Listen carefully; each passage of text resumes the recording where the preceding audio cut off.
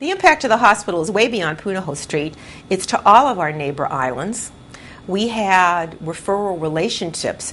If on the island of Kauai there was a child, an infant or a young child or an older child that needed a medical care that could not be provided on Kauai, the doctors on Kauai knew who to contact at Kapiolani Medical Center for Women and Children. They could get their consultations, and we could arrange for transports.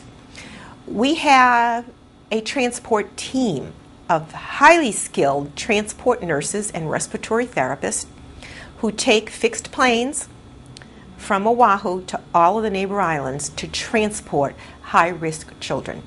So if a child needed to come in that had a major accident that needed to get transported, our team would fly, help stabilize the child at the neighbor island facility, and bring the child to Kapiolani Medical Center for Women and Children. And that transport team is available 24 hours a day to help us maintain that safety net for families, even if you don't live on Oahu. We also reach to the Pacific Basin. Many of our faculty, who are, of course, our clinical experts, and our pediatricians, who also are in private practice that had clinical subspecialties,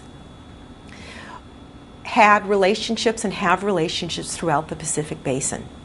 So if there were pediatricians in the Pacific Islands that needed, say, in cardiac disease, had a child that needed heart care, they would contact our pediatric cardiologist, Dr. Venu Reddy, has been instrumental at Kapiolani in developing the cardiac program there.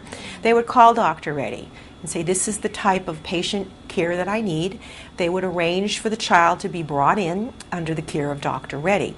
So we have become a safety net not just for our own state, but for Pacific Basin patients as well.